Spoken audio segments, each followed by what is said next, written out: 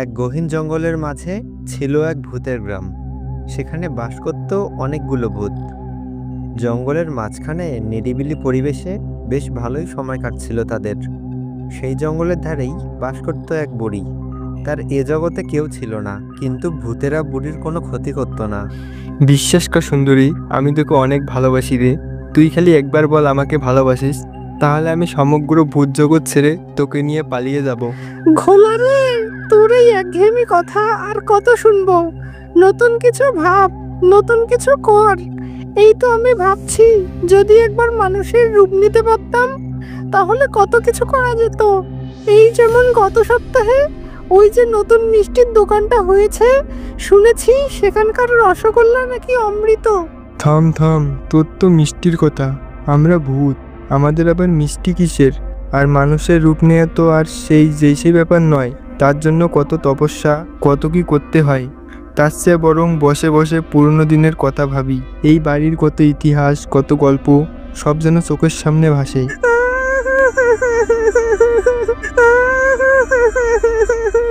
শুনতে পাচ্ছিস ঘোলা? ওটা কিসের শব্দ? হ্যাঁ শুনেছি, এ তো কান্নার আওয়াজ। মনে হচ্ছে আমাদের বাড়ির পাশ থেকে আসছে, কিন্তু এই গভীর রাতে কে কাঁদছে? আওয়াজটা বেশ করুণ মনে হচ্ছে, মনে হয় কেউ অনেক কষ্টে আছে। আচ্ছা, এটা কি সেই বুড়িটার কান্না নাকি, যে আমাদের বাড়ির একটু দূরে থাকে, যার এই জগতে কেউ নেই? হতেও পারে। অনেকদিন ধরে বুড়িটাকে একা একা দেখছি, তার হাঁটাচলাও আজকাল খুব ধীর হয়ে গেছে। মনে হয় খুব অসহায় বোধ করছে বেচারি। আমাদের কিছু করা উচিত ঘোলা। আমরা তো সাধারণ ভূত নই, আমরা তো মানুষের ক্ষতি করি না, কিন্তু মানুষের সাহায্য করি। চল গিয়ে দেখি বুড়িটার কি হয়েছে। ঠিক বলেছিস সুন্দরী, আমরা ভূত হলেও আমাদের একটা মন আছে। এই বিপদের সময় আমরা তার পাশে না দাঁড়ালে কে দাঁড়াবে? চল আমরা বুড়ির কাছে যাই, দেখি কিভাবে সাহায্য করা যায়। এরপর ঘোলা ভূত এবং সুন্দরী ভূত মিলে সবগুলো ভূতকে একসাথে করে বুড়ির বাড়ির দিকে রওনা দিল। কিছু দূর যাওয়ার পরে তারা দেখতে পেল ঘরের ভেতর বুড়ি কান্না করছে। এরপর সুন্দরী এবং ঘোলা ভূত বুড়ির কাছে যায়।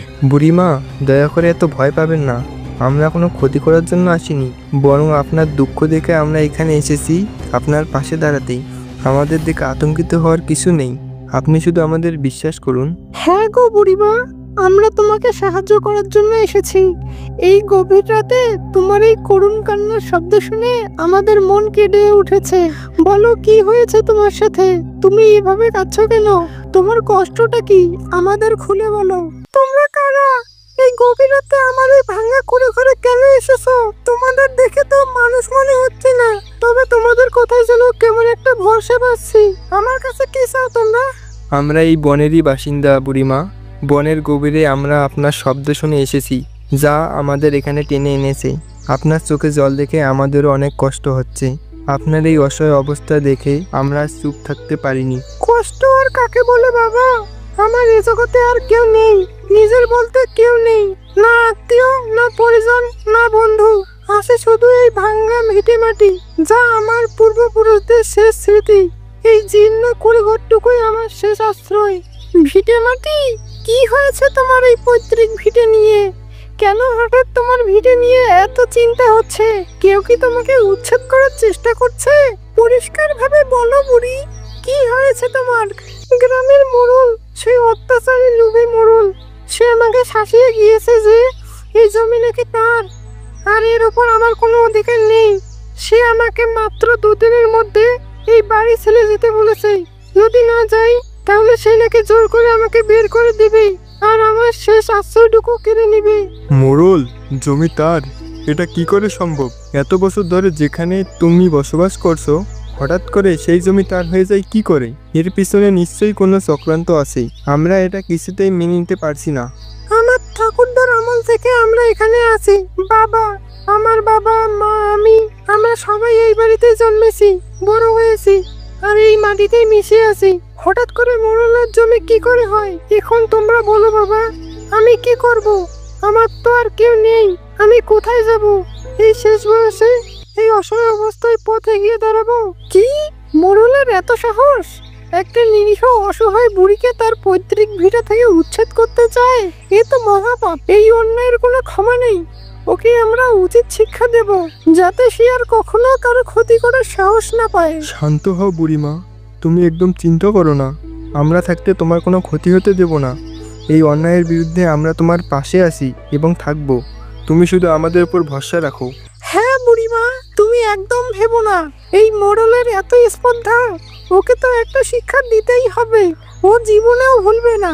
আমরা ওর কাছে যাব, ওর সাথে উপযুক্ত একটা জবাব চাইবো। আমরা এখনই ওর কাছে যাব, জানতে চাইবো কেন সে এমন জঘন্য কাজ করছে, আর এই জমির আসল দলিল কোথায়। ওকে প্রমাণ করতে হবে এই জমি তার, নইলে এর ফল ভুগতে হবে। একদম ঠিক বলেছিস। এখনই চল মোড়লের বাড়ি, ওকে দেখিয়ে দিচ্ছি বুড়ির মতো একটা অসহায় নিরীহ মানুষের উপর অত্যাচার করলে কি ফল হতে পারে। আজকেই ওর অহংকার চূর্ণ করে দেব। এরপর সবাই মিলে মোড়লের বাড়ি যায়। কে কে তোমরা? আর এই বুড়ি এখানে কি করছে? আমি না ওকে 2 দিনের মধ্যে বাড়ি খালি করে যেতে বলেছি, আর ও এ দুজন কাকে নিয়ে এসেছে? মোড়ল, তোমার এত বড় সাহস! তুমি একটা নিরীহ বুড়িকে তার পৈতৃক ভিটেমাটি থেকে উচ্ছেদ করতে চাও? তোমার কি একটুও লজ্জা করে না? তোমার কি ভয়টা নেই? তুমি কি ভেবেছিলে মোড়ল? তুমি নিরীহ বুড়ির উপর অত্যাচার করবে আর কেউ এগিয়ে আসবে না? আমরা তোমার এই অন্যায়ের বিচার চাই। কিভাবে তুমি পারো এত বছর ধরে বসবাস করা এক বৃদ্ধাকে তার বাড়ি থেকে বের করে দিতে? এই জমি হঠাৎ করে তোমার হয়ে যায় কিভাবে? আরে থামো তোমরা। তোমরা কারা যে আমার কাছে নাক গলাচ্ছ? এই জমি আমার, এই দলিল দেখেছি আমি, পুরনো সব কাগজপত্র আমার কাছে আছে। এই বুড়ি একটা মিথ্যাবাদী, এসব ওর বানানো গল্প। মোড়ল, মিথ্যা কথা বলছো তুমি। এই জমি আমাদের বাপ দাদার আমলের। আমার কাছে কোনো দলিলপত্র নেই ঠিকই, কিন্তু গ্রামের সবাই জানে এই ভিটেমাটি আমার পূর্বপুরুষদের। তুমি মিথ্যে কথা বলছো। চুপ করো মোড়ল, দলিল দেখিয়ে আমাদের ধোঁকা দেওয়ার চেষ্টা বন্ধ করো। আমরা জানি তোমার সব কুকীর্তি আমাদের কাছে পরিষ্কার। তুমি ভেবেছো বুড়ির দুর্বলতার সুযোগ নিয়ে ও সবকিছু কেড়ে নেবে? তোমার এই স্বপ্ন আমরা কোনোদিন পূরণ হতে দেব না। হ্যাঁ মোড়ল, আমরা ভূত হতে পারি, কিন্তু আমরা ন্যায় অন্যায় বুঝি। তুমি হয়তো ভেবেছো এই বুড়ির কোনো আপনজন নেই, তাই ওর উপর অত্যাচার করা সহজ হবে, কিন্তু আজ থেকে আমরাই ওর আপনজন। তোমার যদি সত্যি দলিল থাকে তাহলে দেখাও, নইলে এই অন্যায়ের ফল তোমাকে ভুগতে হবে। ফল ভোগ করতে হবে মানে? কিসের ফল? তোমরা কি আমাকে ভয় দেখাচ্ছ? শোনো, আমি এই গ্রামের মোড়ল, আমাকে কেউ ভয় দেখাতে পারে না। তোমরা যদি আমার ক্ষতি করার চেষ্টা করো তাহলে তোমাদের আমি দেখে ছাড়বো। ক্ষতি? আমরা তো তোমার ক্ষতি করার জন্যই এসেছি। তুমি মানুষের জীবন নষ্ট করছো, আর আমরা তোমাকে ছেড়ে দেব ভেবেছো? তোমার এই পাপের সাম্রাজ্য আমরা গুড়িয়ে দেব। এখন বুড়িকে তার জমি ফিরিয়ে দাও, না হলে এর পরিণাম ভালো হবে না। মোড়ল, শেষবারের মতো বলছি, এই বুড়িকে তার ভিটামাটি ফিরিয়ে দাও। তোমার কাছে মাত্র 1 ঘন্টা সময় আছে। এর মধ্যে যদি সঠিক সিদ্ধান্ত না নাও তাহলে এমন কিছু ঘটবে যা তুমি কোনোদিনও কল্পনাও করতে পারোনি। এর ফল তোমাকে সারা জীবন বয়ে বেড়াতে হবে। আমি ভুল করেছি, আমার ভুল হয়ে গেছে। তোমরা আমাকে যত খুশি শাস্তি দাও, আমি মেনে নেব, কিন্তু দয়া করে আমাকে আর ভয় দেখিও না। এমন ভয়ঙ্কর অভিজ্ঞতা আমার জীবনে আগে কখনো হয়নি। শুধু ভয় দেখালেই হবে? এই বুড়ির চোখের জলের কি হবে? এই অসহায় মানুষটাকে তুমি রাস্তায় বসাতে চেয়েছিলে। তোমার সামান্য স্বার্থের জন্য এত বড় একটা অন্যায় করতে তোমার হাত কাঁপলো না? বুড়িমা, আমি সত্যি অনেক লজ্জিত। আমার মাথা খারাপ হয়ে গিয়েছিল। এই লোভের কারণে আমি অন্ধ হয়ে গিয়েছিলাম। আমি ক্ষমা প্রার্থী, দয়া করে আমাকে ক্ষমা করে দিন। আমি আপনাকে কথা দিচ্ছি, এই জমি আপনারই থাকবে। এর দলিলপত্র আমি আপনার নামে করে দেব। মোড়ল, তুমি সত্যি কথা বলছো তো? এরা চলে গেলে যদি আবার তুমি কথা বলতাও, তোমার কথা তো আমার বিশ্বাস হয় না। হ্যাঁ বুড়িমা, আমি সত্যি বলছি, আমার ভুল হয়ে গেছে।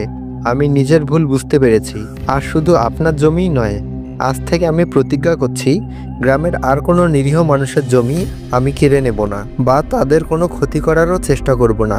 আজ যাদের জমি আমি নিয়েছি তাদের জমি আমি ফেরত দেব। তাদের সবার কাছে আমি ক্ষমা চাইব এবং যথাযোগ্য ক্ষতিপূরণ দেওয়ার চেষ্টা করব। ভালো কথা মোড়ল, মনে রাখবে এই প্রতিজ্ঞা তুমি আমাদের সামনে করেছো। যদি এর অন্যতা হয় তাহলে এর পরিণতি কি হবে তা তুমি ভালো করেই জানো। তোমার এই অনুতাপ যদি সত্যি হয় তাহলে তোমার মুক্তি। মোড়ল, তুই যদি তোর প্রতিজ্ঞা পালন করতে পারিস তবেই তোর শান্তি। আর যদি তুই প্রতিজ্ঞা ভঙ্গ করিস তাহলে বুঝতে পারবি আমরা কি জিনিস। আমাদের যাতে আর এখানে আসতে না হয়।